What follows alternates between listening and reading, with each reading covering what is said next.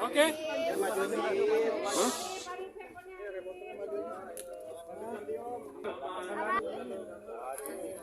Aman. Oke ya, baik ya teman-teman, terima kasih. Jadi seperti statement minggu lalu bahwa kedatangan kita hari ini melaporkan kembali atas statementnya DS yang mengatakan bahwa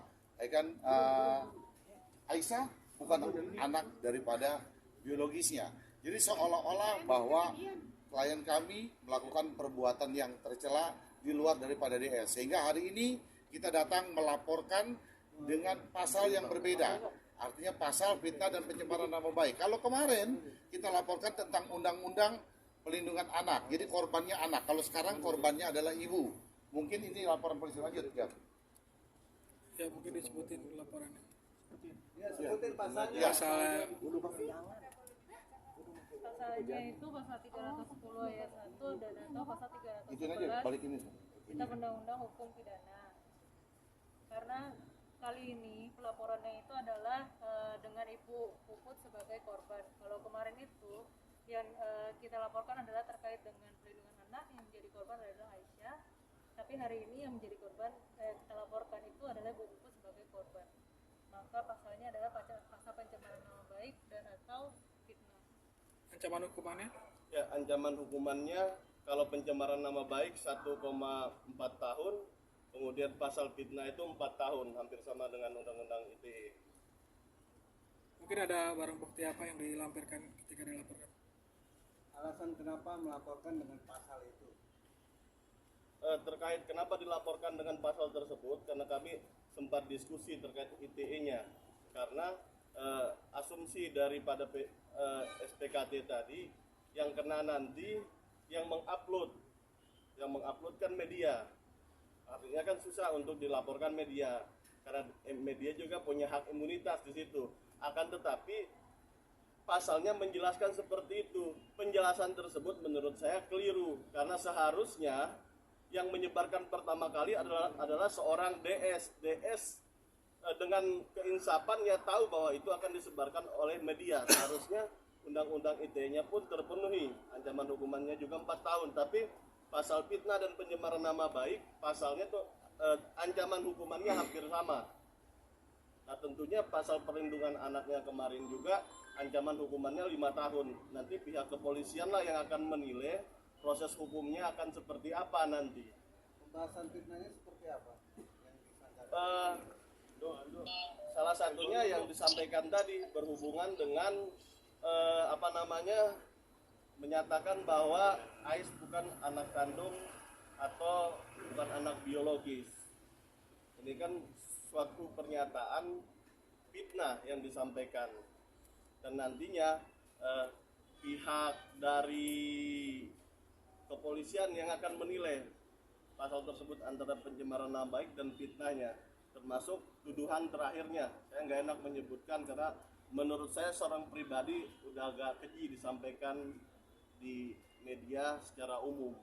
Yang dimaksud fitnahnya seperti apa, Pak? Yang saya sampaikan tadi berhubungan dengan ucapannya yang mengatakan bahwa si anak bukan adalah anak biologis daripada DS. Seperti saya sampaikan tadi Pak, kalau pencemarannya bisa diambil dari situ, bisa diambil dari ucapannya yang terakhir. Berhubungan dengan statement terakhir, mungkin teman-teman wartawan juga menyampaikan statement terakhirnya. Saya tidak enak untuk menyebutkan karena kasihan ibunya kan.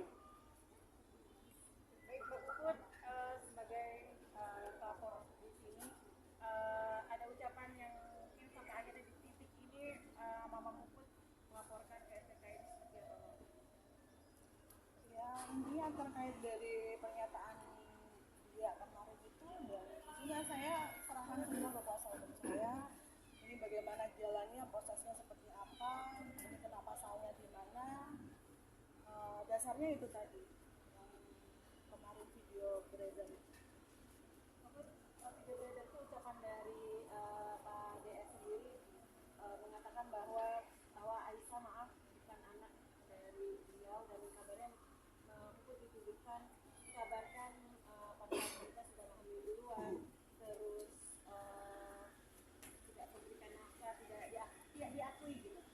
Ya itu tadi udah disebutkan kan semuanya sama tim pengacara saya, ya salah satunya itu tadi. Nanti pihak kepolisian yang akan menindaklanjuti. Artinya kan kurang etis juga, walaupun itu media televisi dan media lainnya kita menceritakan itu. Nanti proses hukumlah yang akan menjawab seperti apa. Nah, sebelum proses hukum dilanjutkan, sudah pernah komunikasi atau seperti apa sih? Sudah ada komunikasi, Ada komunikasi untuk dengan pihak DS, DS ya, mungkin. Sampai sejauh ini kita belum pernah ada komunikasi apapun. Terus sedikit kita luruskan. Jadi ada pernyataan DS bahwa mungkin akan dikenalkan oleh ayah biologisnya atau bapak biologisnya, itu ada kalimat seperti itu. Jadi seolah-olah bahwa klien kami melakukan perbuatan di luar daripada dia. Nah, perlu diketahui sebelum menikah 1 tahun lebih dulu, ya kan, artinya klien kami itu kenal dengan DS. Ya, Mbak Puput ya. Jadi bukan artinya bahwa seperti pemberitaan seakan-akan hamil terus kenal DS, bukan. Jadi sudah 1 tahun menjalin hubungan dengan DS baru menikah gitu ya Mbak ya. Nah, itu yang perlu kita luruskan itu. Bang akan mendorong untuk tes DNA Bang, Iya. lebih ke validan lagi supaya meyakinkan bahwa ini ada anak biologis. Gimana? DNA. Mendorong tes DNA. Ya nanti prosesnya kan kita ikutin daripada kan proses yang dilakukan oleh penyidik. Artinya kalau perlu ada tes DNA seperti yang dikatakan oleh klien kami kan 1 miliar atau 1 juta Mbak? 1 juta miliar. Oh 1 juta miliar. Siap ya Mbak ya? Siap. Tapi saya tambahkan, tapi bukti dokumen yang menjelaskan hampir 7 tahun yang lalu, karena yang urus akta kelahirannya adalah DS sendiri, baru sekarang disangkal. Artinya kealpaan atau kekeliruan atau apa maksudnya sehingga menyampaikan seperti itu. Mbak, di akta kelahiran itu kan ada nama orang tua ya, tercantum nggak namanya? Tercantum semua kan kemarin udah gitu kan, udah dikasih lihat semua kan untuk akte dan kakak, tercantum semua. Pas nama sudah jadi.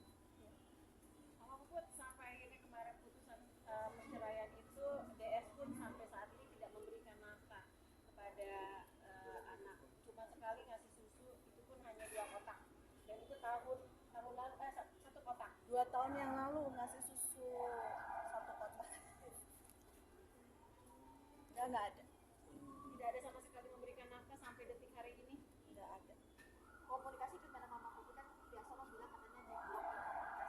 Justru saya kan yang diblok dari awal saya gugat cerai, dan udah dia memutuskan untuk memblokir saya semuanya.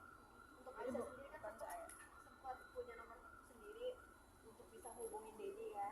Tapi Dedi berujar bahwa nomornya sudah tidak aktif lagi. Apakah Iya betul, 2 tahun yang lalu kan, itu nomor 2 tahun yang lalu. Terus saya batasin untuk main handphone juga, jadi lebih ke pada handphone saya ya. Walaupun ketika cerai di PA itu kan ada kewajiban yang harus dikeluarkan suami kepada mantan istri dan anak seperti itu. Itu berapa sih jumlahnya dan Dijalankan tidak nggak terpenuhi itu? sama sekali pada akhirnya? Tidak dijalankan, dan di situ kan diterangkan tidak menyanggupi ya. Nggak menyanggupi gitu. Karena tidak menyanggupi, putusan pengadilan mengarahkan hak asuh anaknya juga ke ibu. Karena tidak menyanggupi, termasuk juga uang ida, uang nafkah lainnya.